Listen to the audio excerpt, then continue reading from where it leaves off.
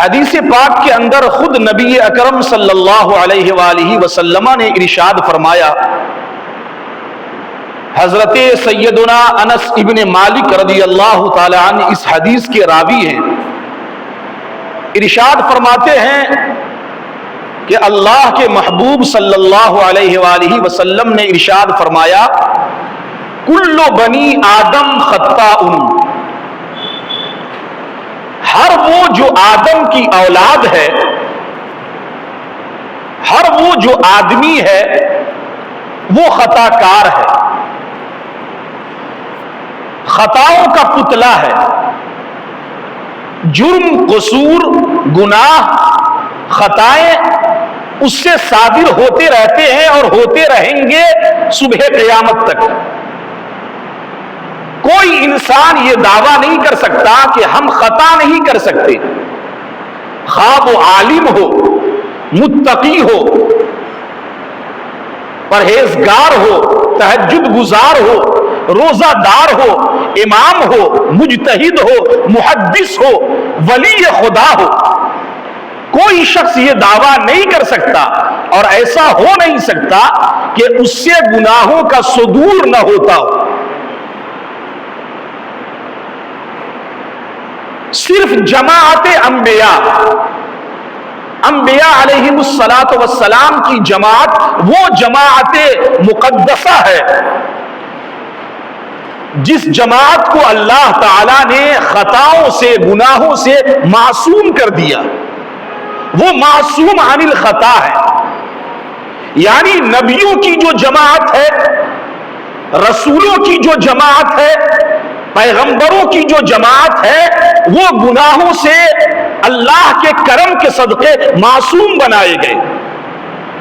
وہ معصوم عن الخطا ہے۔ نبیوں سے گناہوں کا صدور ہو نہیں سکتا، وہ معصوم ہے۔ صرف انبیاء علیہم الصلاۃ والسلام کی جماعت۔ اس کے بعد درجہ ہے صحابہ کرام کا، وہ معصوم عن الخطا نہیں ہے، جبکہ صحابی رسول ہے وہ محفوظ عن الخطا ہے۔ معصوم عن الخطا کا مطلب ہے گناہ کا صدور ہو ہی نہیں سکتا، اللہ نے انہیں بچا رکھا ہے، جرم، گناہ، خطائیں ان سے وجود میں آ ہی نہیں سکتے۔ یہ ہے معصوم ہونے کا مطلب۔ اور محفوظ عن الخطا کا مطلب ہے کہ گناہ کا صدور تو ہوا اور ہونا ممکن ہے، لیکن اللہ تعالیٰ نے اس دنیا ہی میں اس مقدس جماعت جو جماعت صحابہ ہے ان کو ان کے گناہ پر متنبہ کیا، اطلاع کیا کہ آپ سے فلاں فلاں گناہ سرزد ہوئے، اور ان کی موت سے پہلے اللہ تعالیٰ نے ان کے تمام گناہوں کو بخش دیا، معاف کر دیا۔ یہ ہے محفوظ عن الخطا، یہ جماعت ہے جماعت صحابہ۔ گناہ کا صدور ہوا اور صدور ممکن ہے، خطائیں ممکن ہے صحابہ کرام سے اور خطائیں ہوئی، لیکن اللہ تعالیٰ نے ان کی موت سے قبل اپنے عفو و کرم کے صدقے انہیں معافی عطا کر دی۔ یہ ہے جماعت صحابہ۔ جماعت انبیاء گناہ ان سے ہو ہی نہیں سکتا، وہ معصوم ہے، اللہ کے کرم سے، اللہ کے فضل سے گناہ کا صدور ان کی ذات سے ممکن ہی نہیں۔ دوسرا درجہ ہے صحابہ کرام کا، محفوظ عن الخطا، گناہ تو ہوئے لیکن اللہ تعالیٰ نے بخش دیا، معاف کر دیا سارے صحابہ کو۔ صحابہ کرام کی جماعت بخشی بخشائی ہے، اللہ ان سے راضی ہے اور وہ جماعت اللہ سے راضی ہے۔ ان دو جماعت کے علاوہ تیسرے پائیدان کے کوئی بھی ہو، خواہ امام صاحب ہو، عالم دین ہو، متقی ہو، اپنے سماج کا سب سے بڑا تہجد گزار ہو، اپنے سماج کا سب سے بڑا محدث ہو اپنے زمانے کا، فقیہ ہو اپنے زمانے کا،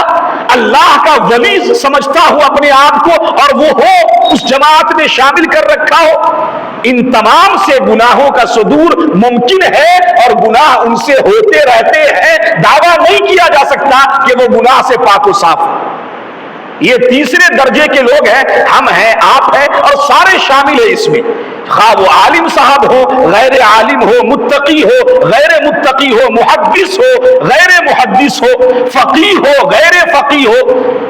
تہجد گزار ہو، شب زندہ دار ہو اور غیر شب زندہ دار ہو، راتوں کو پوری رات قیام کرتا ہو، لیکن وہ دعویٰ نہیں کر سکتا یا ایسا نہیں ہو سکتا کہ اس سے گناہ سرزد نہ ہوتے ہو۔ اسی کو آقا نے ارشاد فرمایا، رسول گرامی قدر صلی اللہ علیہ وآلہ وسلم نے، کل بنی آدم خطاء، ہر بنی آدم، اولاد آدم خطا کار ہے، گناہوں کا پتلا ہے، تو ایرر از ہیومن، انسان گناہوں کا مجسمہ ہے۔ وہ دعویٰ نہیں کر سکتا کہ ہم سے گناہ ہو نہیں سکتے، گناہ تو ہونا اس کی صفت میں، اس کی جبلت میں، اس کی فطرت میں گناہ ہوں گے۔ تو اب جب گناہ ہوں گے، ہم ہوں کہ آپ ہوں، تو پھر اس گناہ سے بچنے کا راستہ کیا رکھا ہے اللہ رب العزت نے؟ تو خود رسول اکرم ارشاد فرماتے ہیں صلی اللہ علیہ وآلہ وسلم، خیر الخطائین التوابون، یہ نبی کی زبان مبارک سے نکلے ہوئے جملے ہیں، ان کے ارشاد گرامی، بہترین خطا کار وہ ہے، بہترین گنہگار وہ ہے جس کو اپنے گناہوں کا احساس ہو اور پھر وہ اپنے گناہوں سے باز آ کر اللہ کی طرف پلٹ جاتا ہے، اللہ کی رحمت کا امیدوار بن جاتا ہے، یعنی وہ صدق دل سے توبہ کر لیتا ہے، اپنے گناہوں پہ روتا ہے، گڑ گڑاتا ہے، احساس ندامت کا اظہار کرتا ہے، اعتراف کرتا ہے، اقرار کرتا ہے اپنے جرم کا، اور پھر وہ اللہ رب العزت سے معافی کا طلبگار ہوتا ہے اور پوری زندگی اسے اپنے گناہوں پہ پچھتاوا رہتا ہے۔ یہ بہترین خطا کار ہے۔ اب اس خطا میں یہ نہیں نبی نے ارشاد فرمایا کہ خطائے صغیرہ ہو کہ خطائے کبیرہ ہو، چھوٹے چھوٹے گناہ ہو، چھوٹی خطائیں ہو یا بڑی خطائیں، چھوٹے گناہ یا بڑے گناہ، نہیں، خطا کوئی بھی ہو، لیکن اللہ کا کرم دیکھیے کہ جو خطائیں چھوٹی ہے، جس کو کہا گیا گناہ صغیرہ، چھوٹی چھوٹی خطائیں، وہ تو ہمارے نیک عمل سے اللہ خود بخود معاف کر دیتا ہے، وہ خود معاف ہو جاتے ہیں، اس کے لیے توبہ کی ضرورت نہیں، توبہ کی حاجت نہیں، ہمارے نیک اعمال سے گناہ صغیرہ خود بخود ختم ہو جاتے ہیں۔ یہ قرآن کریم کے اندر اللہ تعالیٰ نے ارشاد فرمایا، کوئی نمازی نماز کے لیے اپنے گھر سے چلا، ہر قدم کے بدلے اسے اللہ نیکی دیتا ہے اور اس کے گناہ صغیرہ، چھوٹے گناہوں کو معاف کرتا ہے۔ وہ آ کر کے سجدہ کرتا ہے، سجدہ کے صدقے اللہ اس کے چھوٹے گناہوں کو معاف کرتا ہے۔ وہ صدقہ و خیرات کرتا ہے، روزہ رکھتا ہے، رات میں عبادت کر رہا ہے، قرآن کی تلاوت کر رہا ہے، جو کچھ وہ نیکیاں کرے گا ان نیکیوں کا بدلہ تو اسے ملے گا ہی، ساتھ میں اللہ تعالی اس کے چھوٹے چھوٹے گناہوں کو اس کے نیک عمل کے صدقے معاف کرتا رہتا ہے، مٹاتا رہتا ہے۔ یہ اس کی کرم نوازی ہے، یہ اس کا فضل ہے، اس کا انعام ہے، احسان ہے انسانیت پر۔ اب رہ گئے گناہ کبیرہ، بڑے گناہ۔ بڑے گناہ میں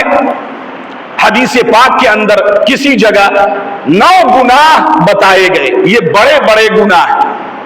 کسی حدیث میں آقا نے اور کرم فرمایا تو فرمایا 7 گناہ بڑے بڑے، اور آگے بڑھے، مصطفیٰ کی رحمت اور جوش میں آئی، امت پہ کرم کی نگاہ ڈالی آقا کی نگاہ نے، تو فرمایا کہ میری امت کے لیے 3 بڑے گناہ ہیں۔ یہ نبی نے ارشاد فرمایا۔ کون کون گناہ ہیں؟ اب وہ 3 سن لیجئے۔ سب سے پہلے شرک باللہ، اللہ کے ساتھ کسی کو شریک ٹھہرانا، اس کا ساجی،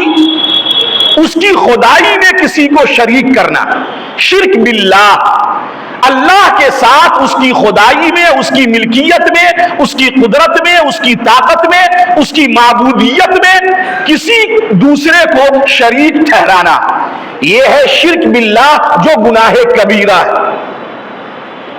یہ توبہ کے بعد ہی معاف ہوں گے۔ دوسرا بڑا گناہ، غور سے سنو نوجوانوں، عقوق الوالدین، یہ کتنا بڑا گناہ ہے۔ نبی نے 9 سے 7 کیا، 7 سے 3 کیا، اور اس 3 میں رکھا، یعنی یہ سپرلیٹو گناہ، بڑے بڑے اہم گناہوں میں بھی چوٹی کے گناہ۔ عقوق الوالدین، والدین کی نافرمانی، ماں باپ کی نافرمانی۔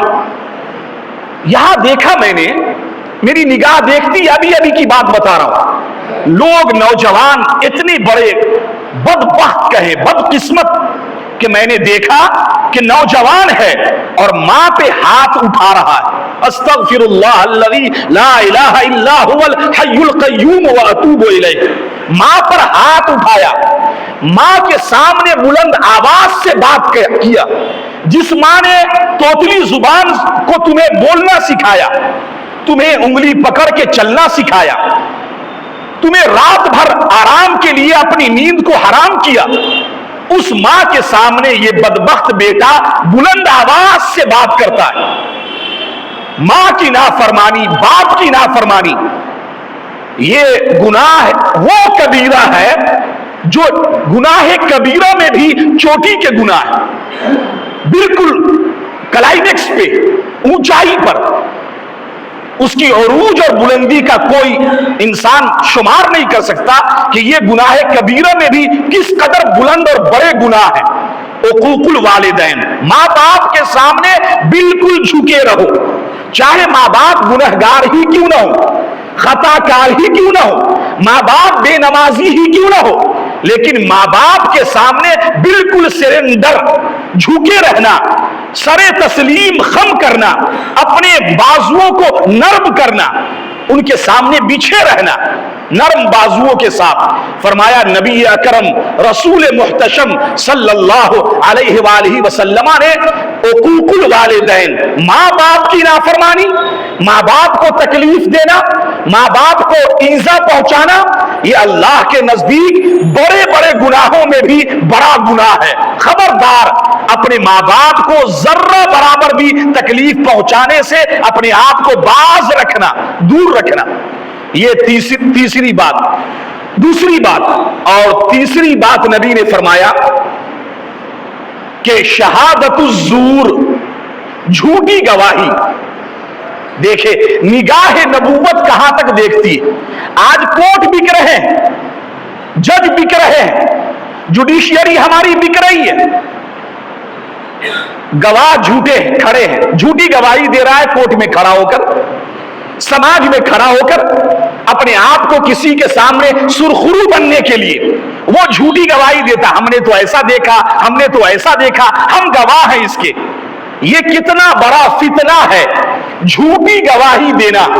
نبی نے فرمایا جھوٹی گواہی سماج کے توازن کو برباد کر دیتا ہے، سماج کے بیلنس کو چرمرا دیتا ہے۔ خبردار، اپنے سماج میں کسی پنچایت میں یا کسی عدالت میں یا قاضی کے سامنے یا جج کے سامنے کھڑے ہو کر جھوٹی گواہی دینے سے اپنے آپ کو بچائے رکھنا، یہ بڑے بڑے گناہوں میں بھی ایک بڑا گناہ ہے، جھوٹی گواہی دینا۔ لوگ بولتے نہیں، قسم بھی کھا لیتے، استغفر اللہ، کہ ہم نے ایسا دیکھا نہیں۔ جو سچ ہے، جو آپ کی ماتھے کی آنکھوں نے دیکھ رکھا ہے، وہی بات بتانی چاہیے، وہی گواہی دینی چاہیے۔ اور اگر ایسے گناہ ہو گئے، بڑے بڑے گناہ، تو پھر اس کے لیے کیا ہے؟ تو نبی نے ارشاد فرمایا خیر الخطائین التوابون، بہترین خطا کار وہ ہے جس کو اپنے گناہوں کا احساس ہو، احساس ندامت، شرمندگی ہو اپنے گناہ پہ کہ میں نے کیا کر دیا، اور پھر وہ توبہ کرے، اپنے گناہوں سے باز آئے، اللہ کی رحمت کا امیدوار بنے، تو نبی فرماتے وہ بہترین خطا کار ہے، وہ گنہگار اچھا گنہگار ہے، اسے برا مت کہو۔ آج ہم لوگ سماج میں ہر ایک اگر جان گئے کسی کے بارے میں تو ہم یہ سوچتے ہیں یہ بڑا پاپی ہے، بڑا گنہگار ہے۔ کسی کے بھی گناہ کو آپ بڑا مت سمجھیے، آپ یہ سوچئے ہم کس پلے میں ہیں، ہم کہاں ہے، رب کی نگاہ میں ہمیں دیکھنا ہے، دوسروں کی طرف توجہ نہیں۔ آپ یہ جان لے اچھی طرح کہ انسانی تاریخ میں ایسا ہوا اور ابھی قریب کے زمانے میں ایک شخص بڑا عالم، متقی، پرہیزگار، اتنا بڑا عالم عرب کی دنیا کا کہ اس کو اپنی تحریر پر، اپنی کتابوں پر، اپنے لکھنے پر فیصل ایوارڈ سے دنیا میں نوازا گیا۔ بڑا عالم، بڑا متقی، کئی ایوارڈ سے نوازے گئے، دنیا کے اندر بڑے عالموں میں شمار ہوتا، اسلام کا بڑا دل دادا، اسلام کا نام لینے والا، اسلام کے لیے ہمیشہ کوشش کرنے والا۔ اور ایک شخص امریکہ کا تھا، اسلام کا بڑا دشمن، بڑا پاپی، اسلام کا نام سن کر لگتا اس کے اندر ایک گرمی پیدا ہو جاتی کہ اس کے خلاف کون سا قدم ہم اٹھائیں، کیا سوچیں۔ لیکن آپ پڑھیں گے تاریخ، ابھی بتا رہا ہوں، حالیہ رپورٹ ہے، وہ بڑا عالم جس کو فیصل ایوارڈ سے نوازا گیا، کئی کتابیں اس کی اسلام کے حوالے سے لکھی گئی، اور بڑا متقی پرہیزگار، لیکن اس کی موت ہوئی تو کفر پر ہوئی، استغفر اللہ۔ اور وہ شخص جو عیسائی تھا، اسلام کا دشمن تھا، پورا گھرانہ، اپنے مرنے سے پہلے اس نے پورے گھر کے افراد سمیت اسلام قبول کیا اور پوری دولت اس نے اسلام کے لیے وقف کر دی۔ اللہ کس کو کس پر موت دے، کس کی موت کس پر ہو، کون جانتا۔ اس لیے یہ نہیں کہ امام صاحب ہیں تو یہ بڑے اچھے ہوں گے، نہیں، اگر ہمارا خاتمہ ایمان پر ہوا تو ہم اچھے، چاہے دنیا میں ہم کتنے بڑے پاپی کیوں نہ ہو، لیکن اگر ہم دنیا میں بڑے نیک پارسا، دستار، پگڑی، عمامہ، جبہ پہن کے ہم بنتے رہے اچھے، لیکن اگر خاتمہ برا ہوا میرا تو ہم سب سے رذیل ہے، ذلیل ہے اور بدتر انسان ہے۔ اس لیے دعا کرو اللہ سے، اللہ تعالی ہم سب کا خاتمہ ایمان پر فرمائے، جو نیکیاں ہوں اسے قبول کرے۔ تو یہ جو خطا کار ہے، انسان جو بڑا بڑا جرم کر لیتا ہے، تو اسے اللہ کی رحمت سے مایوس نہیں ہونا، توبہ کا دروازہ کھلا ہے۔ اللہ تعالیٰ نے قرآن میں جگہ جگہ اپنے بندے کو اپنی طرف بلایا، توبہ کی ترغیب دی۔ یہ باب التوبہ، یہ توبہ کا دروازہ، یہ کب اس وقت تک کھلا ہوا ہے جب تک کہ علامات قیامت میں سے ایک علامت ہے قیامت کی کہ سورج پچھم سے طلوع ہوگا، پچھم سے نکلے گا، اپنے ڈوبنے کی جگہ سے نکلے گا۔ جب سورج پچھم سے نکلے تو باب التوبہ بند کر دیا جائے گا، توبہ کا دروازہ بند۔ یہ رسول اکرم صلی اللہ علیہ وآلہ وسلم نے ارشاد فرمایا، میرے آقا ارشاد فرماتے ہیں، حضرت ابو ہریرہ رضی اللہ تعالی عنہ کی حدیث پاک ہے، قال رسول اللہ صلی اللہ علیہ وسلم من تاب قبل ان تطلع الشمس من مغربها تاب اللہ علیہ، رواہ مسلم و نسائی۔ امام مسلم شریف میں اس حدیث کو لائے اور امام نسائی اپنی سنن نسائی میں لائے اس حدیث کو۔ فرماتے ہیں اللہ کے رسول ارشاد فرماتے ہیں کہ جو کوئی توبہ کرے سورج کے پچھم کے نکلنے سے پہلے، یعنی سورج پچھم سے نکلے گا اس سے پہلے کوئی بھی شخص توبہ کرے، تاب اللہ علیہ، تو اللہ تعالیٰ اس کی توبہ کو ضرور قبول فرمائے گا۔ اور یہ پچھم سے سورج کب نکلے گا؟ قرب قیامت میں۔ یہ علامات قیامت میں سے قیامت کی علامت جو بتائی گئی ہے اس میں سے ایک علامت یہ ہے کہ سورج مغرب سے نکلے گا، اپنے ڈوبنے کی جگہ سے نکلے گا۔ تو حدیث میں فرمایا ان تطلع الشمس من مغربها، سورج اس سے پہلے کہ مغرب سے نکلے اس سے پہلے اے اللہ کے بندو تم جو توبہ کرو گے اللہ تعالیٰ قبول فرمائے گا۔ اللہ تعالیٰ ہمیں اور آپ کو بھی اس وقت کے آنے سے پہلے سچی توبہ کی توفیق عطا فرمائے۔ یہ رسول رحمت صلی اللہ علیہ وآلہ وسلم ارشاد فرماتے، جب انسان گناہ کر لیتا ہے گناہ کرتا ہے تو اس کے ساتھ ہوتا کیا ہے صاحب؟ تو آقا کریم ارشاد فرماتے دیکھو گناہ تو ہر انسان کرتا ہے، ہر ایک، کوئی پاک اور منزہ اور مبرہ اور مصفہ نہیں ہے، ہر ایک خطا کار ہے، خواہ کوئی بھی شخص ہو، نبی چھوڑ کر اور صحابہ کرام کی جماعت جو گزر گئی، اب کوئی صحابی نہیں، اب سب امت کے افراد میں شامل ہیں عمومی طور پہ۔ فرمایا آقا کریم صلی اللہ علیہ وسلم نے ان المؤمن اذا اذنب كانت نقطة سوداء فی قلبه، بندہ جب کوئی گناہ کر لیتا ہے، کوئی گناہ، کوئی بندہ جب گناہ کر لیتا ہے تو اس کے دل میں ایک سیاہ دھبا لگ جاتا ہے، دل پہ، اس کے دل پہ ایک سیاہ نقطہ، ایک پوائنٹ کے برابر ایک دھبا، ایک نقطہ سیاہ رنگ کا اس کے دل پہ چپک جاتا ہے۔ فَإِن تَابَ، پھر اگر وہ توبہ کر لے،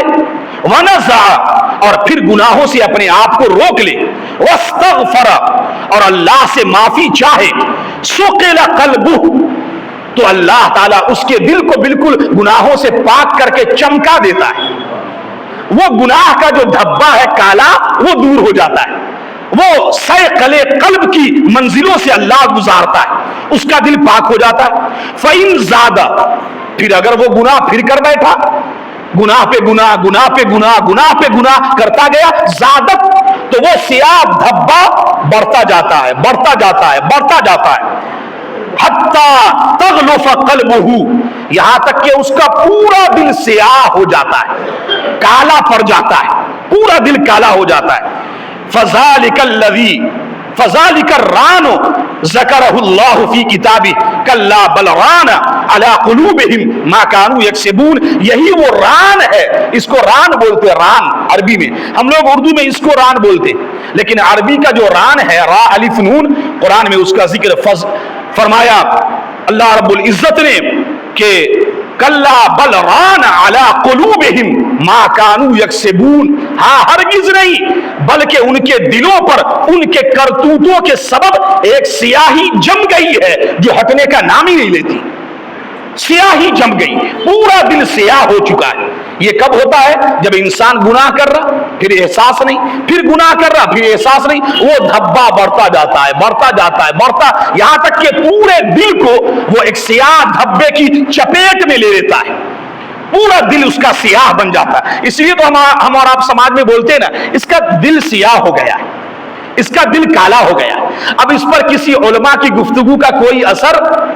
اثر نہیں، آپ اسے کتنی اچھی بات بتائیں کوئی فرق نہیں، وہ اس کا سیاہ دل ہو چکا ہے، کتنوں بھی کچھ بولو نہیں۔ ہاں اگر خود اسے احساس ہو اور پھر وہ جس طرح گناہ پہ گناہ کرتا گیا وہ توبہ پہ توبہ کرتا جائے، معافی چاہتا جائے، تو اللہ تعالیٰ پھر اس کے گناہوں سے اس کے دلوں کو پاک صاف کر کے بالکل سیقل چمکا دیتا ہے، پھر گناہ سے دل پاک و صاف ہو جاتے ہیں۔ پھر آگے آقا نے ارشاد فرمایا، یاد رکھو حدیث پاک سنو، ہم اور آپ گناہ کر کبھی بھی گناہوں سے اپنے آپ کو یہ مت سوچنا کہ ہم سے تو گناہ ہو گئے تو اب کیا ہوگا۔ لوگ آ کر پوچھتے ہیں، نہیں، کبھی بھی اللہ کی رحمت سے نا امید اور مایوس مت ہونا، لیکن یہ بھی نہیں کہ ہم گناہ کرتے جائیں اور موت کا وقت آ جائے۔ حضرت ابو ہریرہ رضی اللہ تعالیٰ عنہ اس حدیث کے راوی فرماتے ہیں، قال رسول اللہ صلی اللہ علیہ وآلہ وسلم، غور سے سنو یہ حدیث پاک، ان عبدا اذنب ذنبا، بے شک ایک بندہ ہے وہ ایک گناہ کر لیتا ہے۔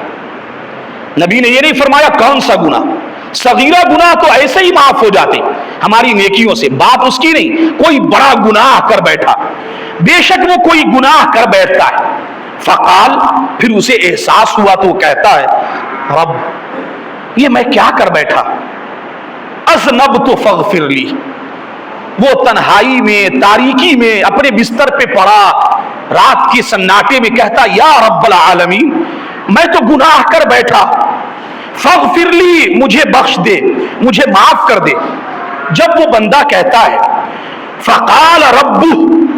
تو اس کا رب کہتا ہے، فرشتوں سے کہتا ہے، عالم عبدی ان لہ ربہ یغفر الذنب ویأخذ بہ، تو رب العالمین کہتا ہے اے فرشتوں دیکھو نا میرا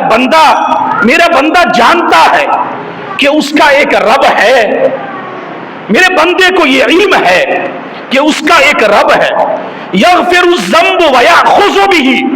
وہ گناہ کو معاف بھی کر سکتا ہے وہ رب،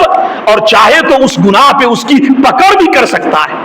اس کی گرفت بھی کر سکتا ہے، اسے عذاب میں بھی ڈبو سکتا ہے، وہ جانتا ہے۔ جب بندہ اتنا جانتا ہے کہ میرا کوئی رب ہے، غفرت لعبدی، اے فرشتوں گواہ ہو جاؤ، جب اس نے کہا کہ رب مجھ سے گناہ ہو گئے تو اے فرشتوں تم گواہ، میں نے اپنے اس بندے کو معاف کر دیا، میں نے بخش دیا۔ ثم بعث ما شاء اللہ، پھر زمانہ گزرتا گیا، وقت گزرتا گیا، پھر گناہ کر بیٹھا،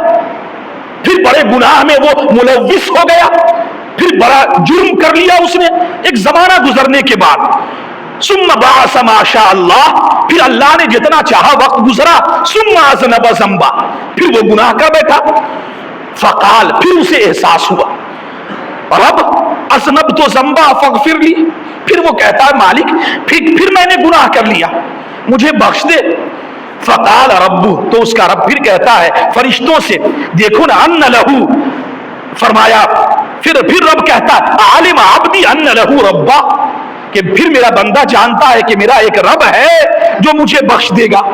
یغفر الذنب ویأخذ بہ، چاہے تو وہ گناہ پہ پکڑ لے، چاہے تو وہ مجھے بخش دے۔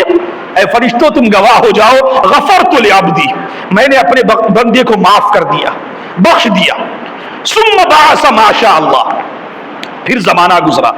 پھر وقت گزرتا جا رہا ہے، اللہ جتنا چاہے وقت گزر رہا ہے۔ اذنبت ذنبا آخر،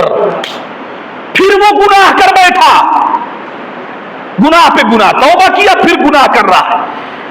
پھر وہ گناہ کر بیٹھا، پھر اسے احساس ہوا پھر گناہ کر لیا، پھر وہ رات کا سناٹا ہے، تاریکی ہے، تنہائی ہے، پھر وہ کہتا ہے رب العالمین اذنبت ذنبا فاغفر لی، میں تو پھر گناہ کر بیٹھا، پھر وہ روتا ہے مجھے معاف کر دے مالک۔ تو پھر اللہ کہتا ہے بندوں سے عالم عبدی ان لہو ربا، میرا بندہ جانتا ہے کہ اس کا ایک رب ہے، یغفر الذنب ویأخذ بہ، وہ گناہ کو بخش بھی سکتا ہے وہ رب، اور چاہے تو گناہ پہ پکڑ بھی سکتا ہے۔ جب وہ جانتا ہے، معافی چاہ رہا ہے، غفرت لعبدی، تو یاد رکھو میرے فرشتوں جاؤ، میں نے پھر اسے معاف کر دیا، پھر معاف کر دیا۔ کتنی بار حدیث میں آیا؟ 3 بار، اور 3 کا عدد جمع پہ بولا جاتا ہے، پلورل جمع پہ بولا جاتا ہے، یعنی 3 ہی نہیں، اگر 300 3000 مرتبہ بھی وہ کہتا رہے، کہتا جائے، اپنی حتی اذا حضر احدهم الموت، اپنے موت کے آنے، غرغرے کی کیفیت کے آنے سے پہلے وہ معافی چاہتا رہے گا تو اللہ تعالیٰ اسے معاف کرتا رہے گا، اسے بخشتا رہے گا۔ یہ ایسے نہیں کہہ رہا، یہ بھی حدیث پاک میں رسول اکرم صلی اللہ علیہ وسلم نے ارشاد فرمایا۔ اللہ تعالیٰ کب تک معاف کرتا ہے؟ فرمایا حضرت عبداللہ ابن عمر رضی اللہ تعالی عنہ حدیث پاک لائے، عن النبی صلی اللہ علیہ وسلم قال ان اللہ یقبل توبۃ العبد ما لم یغرغر، اے میرے پیغمبر آپ کہہ دیں میرے بندوں سے، بے شک اللہ بندے کی توبہ قبول کرتا رہتا ہے جب تک کہ غرغرے کی کیفیت پیدا نہ ہو جائے۔ آپ نے دیکھا ہوگا کہ مرنے والے جب دنیا سے جانے لگتے ہیں تو ان کے اندر ایک غرغرے کی کیفیت، ما لم یغرغر، اب اس کی یہ گردن چوک کر جاتی ہے، آواز بند ہو جاتی ہے، غرغرہ، کچھ بولنا چاہتا ہے بول نہیں پاتا،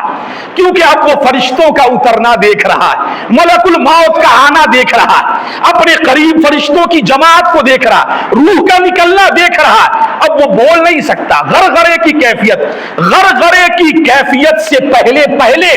وہ جب اللہ سے معافی مانگے گا، اللہ غفور الرحیم ہے، اسے معاف کرتا رہے گا۔ یہ اللہ کی رحمت ہے، یہ اس کا فضل ہے، یہ اس کا کرم، اس کی ذرہ نوازی۔ بندہ کو چاہیے، وقت نہیں ہے ورنہ کتنی حدیث پاک ہے، بندے کو چاہیے کہ اللہ تعالیٰ سے ہمیشہ اپنے گناہوں کی، اپنے جرم کی معافی طلب کرتے رہنی چاہیے، اور معافی طلب بندہ کرتا رہے اور یہ امید رکھے کہ میرا رب کریم ہمیں معاف کرے گا، ہمیں بخش دے گا۔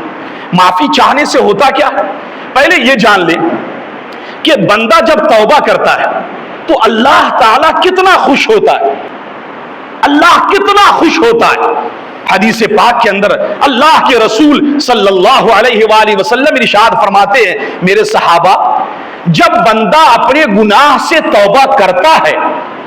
اپنے گناہوں کا اقرار کرتا ہے، رب کے حضور اعتراف کرتا ہے، ندامت کی آنسو بہاتا ہے،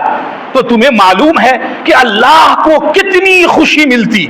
وہ اس بندے سے کتنا خوش ہوتا ہے۔ نہیں یا رسول اللہ، آقا آپ بتائیں۔ تو میرے آقا ارشاد فرماتے، مثال دے کر، ایگزامپل، مصطفیٰ مثال دے رہے ہیں، سنو۔ ایک شخص ہے، وہ لقو دق صحرا میں سفر کر رہا ہے، اس کے ساتھ ایک اونٹ ہے، اس پہ سامان لدا ہوا ہے، کھانے کے سامان، پینے کے سامان اور دیگر ضروریاتی سامان اس پر لدے ہوئے، لقو دق صحرا، دور دور تک ریت ہی ریت ہے، میلوں میل آبادی نہیں، نہ کوئی تالاب ہے، نہ کوئی پانی ہے، نہ کوئی کھانا ہے، جو ہے اونٹ پر ہے، وہ سفر کر رہا ہے۔ اچانک اسے ایک پیڑ نظر آیا، درخت نظر آیا، سایہ دار۔ وہ سوچا تھک گئے ہیں، تھوڑا آرام کر لیتے۔ آرام کرنے کے لیے وہ اونٹ سے اترا، نیچے لیٹا، نیند آ گئی۔ نیند آئی، اس کے بعد وہ کچھ دیر سوتا رہا، جب تک اللہ نے چاہا۔ پھر نیند سے بیدار ہوا وہ شخص، تو دیکھا کہ ارے میرا تو اونٹ ہی غائب ہے، جس پر سامان کھانے کا، پینے کا۔ اب ہم یہاں رہے تو بھی مریں گے، سفر آگے کریں تو بھی مریں گے، کیونکہ کچھ تو ہے نہیں، اور دور دور تک میلوں میل، سینکڑوں کلومیٹر صحرا ہی صحرا، دور دور تک آبادی نہیں۔ وہ غم سے نڈھال ہے، رنج میں ڈوبا ہے، ایک ٹینشن کی زندگی ہے، اب کرے تو کیا کرے۔ وہ یہی سوچتا رہا، غم میں تڑپتا رہا، کہ پھر اسے نیند آئی،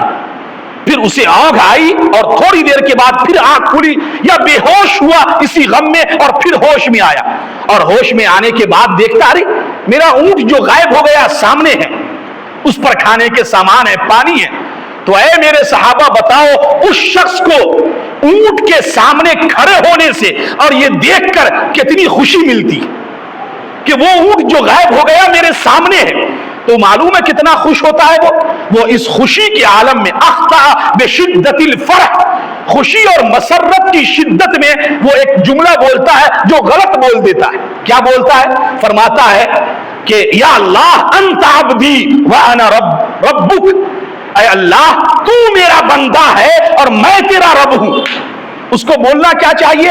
کہ تو میرا رب ہے اور میں تیرا بندہ ہوں، یہ بولنا چاہیے، لیکن اس کو خوشی اتنی ہوئی کہ من شدت الفرح، فرحت و مسرت کی شدت کا غلبہ اتنا ہوا کہ اس نے جملہ غلط الٹ ہی دیا، جملہ الٹ دیا، اے اللہ تو میرا بندہ ہے اور میں تیرا رب ہوں، تو میرا بندہ۔ وہ شدت فرح میں، یعنی اس کو اتنی خوشی محسوس ہوئی کہ اس نے جملہ غلط بول دیا، اس کو بولنا کچھ اور تھا، بول کچھ اور دیا۔ فرمایا اس سے بھی کہیں زیادہ خوشی اللہ کو اس وقت ہوتی ہے جب بندہ سچے دل سے اپنے گناہوں سے توبہ کرتا ہے، معافی چاہتا ہے، اپنے گناہوں پہ ندامت کے آنسو بہاتا ہے، تو اللہ تعالیٰ اپنے اس بندے سے اس سے بھی زیادہ خوش ہوتا ہے۔ اور سنو ایک بات میں بتا رہا ہوں، وقت نہیں ہے، میرے مصطفیٰ کیسے کیسے سمجھا رہے ہیں، اللہ کتنا رحیم اور کریم ہے بندوں پہ۔ صحابہ کرام بیٹھے، ایک جنگ سے کچھ لوگ قیدی آئے، کچھ قیدی آئے، اس میں ایک عورت بھی آئی مصطفیٰ کے سامنے، اللہ کے رسول صلی اللہ علیہ وسلم کے سامنے وہ قیدی لائے گئے، اس میں ایک عورت بھی تھی۔ اس عورت کا دودھ پیتا بچہ چھوٹ گیا پیچھے، اور ماں کو کتنی تڑپ ہوتی ہے، اس کی ممتا، اس کا پیار، اس کی شفقت۔ اب وہ دودھ پیتا بچہ سینے سے الگ ہو گیا، وہ بچہ وہیں رہ گیا، ماں قیدی بنا کے رسول اللہ کے سامنے لا کر کھڑی کی گئی، اور وہ تڑپ رہی، اس کو اپنے قیدی ہونے کا غم نہیں، اس کو غم ہے کہ میرا دودھ پیتا بچہ، میرا شیر خار بچہ میرے کہاں پیچھے رہ گیا، کس عالم میں ہوگا۔ وہ تڑپ رہی ہے، تڑپ رہی ہے، اور لوگ اسے دیکھ رہے ہیں۔ نبی نے دیکھا کہ لوگ اسے دیکھ رہے ہیں، بچے کے لیے وہ روتی جا رہی، روتی جا رہی، کیا طرف ہے اس کے اندر۔ تو میرے آقا ارشاد فرماتے اللہ کے رسول صلی اللہ علیہ وآلہ وسلم ارشاد فرماتے، فرمایا صحابہ یہ دیکھتے ہو اس عورت کو، اس کا دودھ پیتا بچہ پیچھے چھوٹ گیا،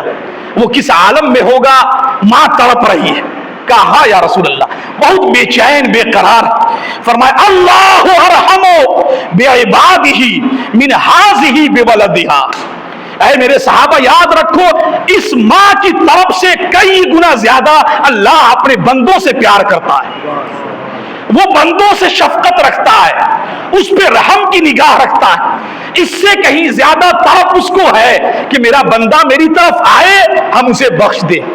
ہم اسے معاف کر دیں۔ ما یفعل اللہ بعذابکم ان شکرتم وآمنتم، ارے اللہ کو تم سے کیا دشمنی ہے کہ وہ تمہیں عذاب دے، تمہیں آگ کے اندر ڈالے، تم پر عذاب مسلط کرے، اگر تم شکر گزار بن جاؤ اور ایمان کے ساتھ زندگی گزارو تو اللہ کبھی نہیں چاہتا کہ تمہیں عذاب دے یا تمہارے اوپر مصیبت اتارے۔ تمہارے اوپر جو مصیبتیں، جو بلائیں، جو تکالیف آتی ہے وہ تمہارے اپنے ہاتھوں کی ہوئی سزا ہے، تمہارے ہاتھوں کا کرتوت ہے۔ تم اللہ کی طرف پلٹ کر تو دیکھو، اللہ تعالیٰ تمہیں کس قدر رحمت کی نگاہ سے دیکھے گا اور تم پر کس قدر رحم و کرم کی بارش فرمائے گا۔ بندے کو چاہیے کہ وہ گناہ کرتا ہے، انسان ہے، ممکن الخطا ہے، خطا ممکن ہے اس سے، چاہے وہ کوئی بھی شخص ہو، لیکن بہترین خطا کار وہ ہے جس کو اپنے گناہوں پہ احساس ہو، اقرار ہو، اعتراف ہو اور سناٹے میں، تاریکی میں وہ اپنے رب سے معافی چاہے۔ قرآن کریم میں ارشاد فرمایا استغفروا ربکم ثم توبوا الیہ یمتعکم متاعا حسنا الی اجل مسمی، اے میرے بندے تم اپنے رب سے ہمیشہ معافی مانگا کرو، ثم توبوا الیہ، پھر سچے دل سے اپنے گناہوں کی توبہ بھی اس کی بارگاہ میں کرتے رہو، یمتعکم متاعا حسنا، وہ تمہیں ایک بہترین پاکیزہ زندگی عطا کرتا رہے گا ایک اس مدت تک جہاں اس کے علم میں، یعنی بندہ جب توبہ کرتا ہے، معافی مانگتا ہے تو صرف اس کا فائدہ آخرت میں نہیں بلکہ اس دنیا میں بھی اللہ تعالیٰ اسے بہترین زندگی عطا کرتا ہے۔ خدا کی عزت کی قسم میں بتاؤں، جتنے لوگ پریشان ہیں بیماری کے عالم میں یا جو کوئی ایسی تکلیف جو رنج میں ڈوبی ہوئی، غم میں ڈوبی ہوئی، یاد رکھو تم اگر سچے دل سے اللہ کی طرف پلٹ جاؤ صدق دل سے، پھر دیکھو وہ تمہاری زندگی کو کس قدر چین اور سکون سے بھر دے گا۔ یہ اللہ کا وعدہ ہے قرآن کریم کے اندر۔ اللہ تعالی ہمیں اور آپ کو خیر کی توفیق عطا فرمائے، نیک اعمال کی، اور اگر اپنی زندگی میں انسان ہونے کے ناطے،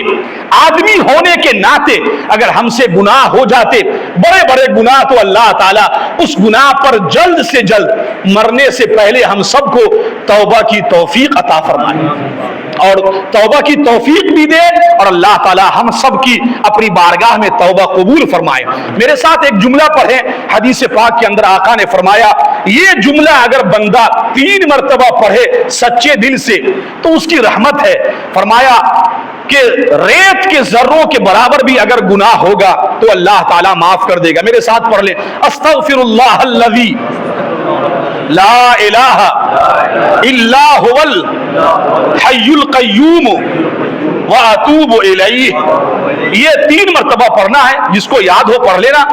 بندہ فقیر الحمدللہ، کیونکہ گناہوں سے مبرہ مصفہ میری ذات نہیں ہے، گناہوں میں ڈوبی ہوئی ہے اس فقیر کی ذات، لیکن بندہ اس کے اپنے رب کے کرم کے صدقے میں اس جملے کو الحمدللہ اس کے فضل و کرم سے پڑھتا رہتا ہوں۔ آپ سے بھی کہتا ہوں، خاص طور پہ ہمارے بوڑھے حضرات جو ادھیر عمر کی ہو چکے ہیں، ان سے گزارش کرتا ہوں کلمہ طیبہ کا ورد کریں اور اللہ تعالیٰ سے اپنے گناہوں کی معافی چاہیں۔ اللہ تعالیٰ سب کو اسلام پر استقامت عطا کرے، ایمان پر خاتمہ نصیب کرے۔ وما علینا الا البلاغ۔ السلام علیکم۔